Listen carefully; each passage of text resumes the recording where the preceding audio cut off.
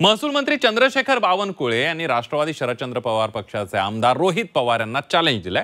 महसूल मंत्री म्हणून कोणत्या कंपनीला 90 कोटी दंड माफ केला हा आरोप सिद्ध करा असं आव्हान बावनकुळेंनी दिलं। आरोप सिद्ध करा अन्यथा राजकीय संन्यास घ्या असं चॅलेंज बावनकुळेंनी दिलं आणि त्यानंतर बावनकुळेंनी विधानसभेमध्ये दिलेल्या लेखी उत्तराची कॉपीच रोहित पवार यांनी जाहीर केली आहे।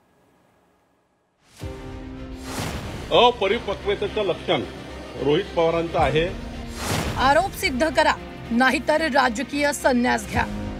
रोहित पवारांनी मी माफ केलेला दंड हा सिद्ध करावा नाहीतर राजकीय संन्यास घ्यावा हे मी सांगितलंच आहे। महसूल मंत्री चंद्रशेखर बावनकुळेंचं रोहित पवारांना आव्हान। जो पुरावा तुम्ही मागितला तो पुरावा मी दिलेला आहे, त्या बाबतीत तुम्ही काय स्पष्टीकरण करता देता याच्याकडे पूर्णपणे महाराष्ट्राचं तिथं लक्ष आहे। दंडमाफीवरून बावनकुळे पवारांमध्ये झुंपली। महसूल मंत्री चंद्रशेखर बावनकुळेंनी राष्ट्रवादी शरद पवार पक्षाचे आमदार रोहित पवारांना थेट आव्हान दिलंय। रोहित पवारांनी चंद्रशेखर बावनकुळेंनी एका ठेकेदार कंपनीला 90 कोटींचा दंड माफ केल्याचा आरोप केला होता। ही दंडमाफी ठेकेदारावर केलेली मेहरबानी असल्याचा आरोप रोहित पवारांनी केला।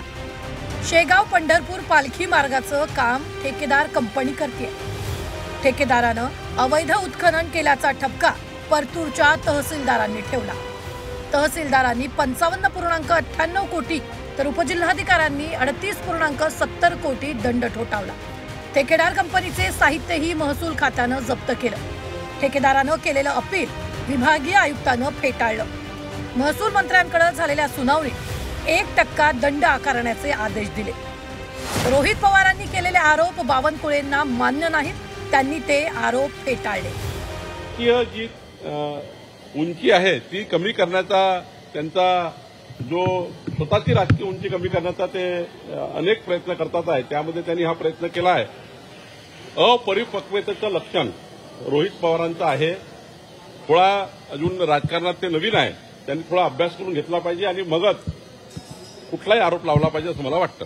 माझ्या कार्यकाळात तर कधी माझ्या कार्यकाळात कुठलाही दंड माफ केला गेला नाही कुणालाही। त्या ठिकाणी मी अजूनही ते चॅलेंज आहे का रोहित पवारांना की सिद्ध करण्यातून राजकीय संन्यास? मी सांगितलं रोहित पवारांनी मी माफ केलेला दंड हा सिद्ध करावा नाहीतर राजकीय संन्यास घ्यावा हे मी सांगितलंच आहे।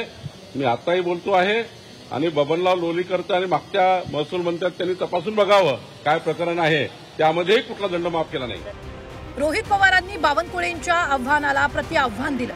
रोहित पवारांनी बावनकुळेंनी विधानसभेत दिलेल्या लेखी उत्तराची कॉपीच जाहीर केली आहे। बावनकुळेंनी पुरावे मागितले होते तर हे घ्या पुरावे।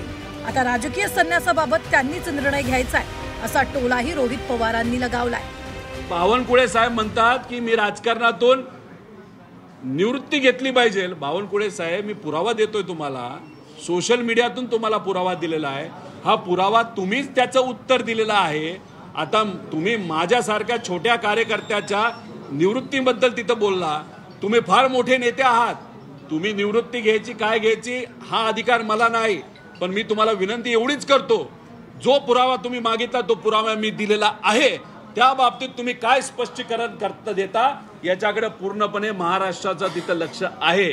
त्यामुळे या बाबतीत तुम्ही स्पष्टीकरण दिलंच गेलं पाहिजे। बावनकुळेंनी पुरावे मागितले, रोहित पवारांनी थेट लेखी उत्तराची प्रत दिली आहे। त्यामुळे आव्हान प्रतिआव्हानांचा हा सिलसिला आता आणखी वाढणार अशी चिन्ह निर्माण झाली आहे। निलेश खरमरेसह अमर काणे, झी 24 तास, नागपूर।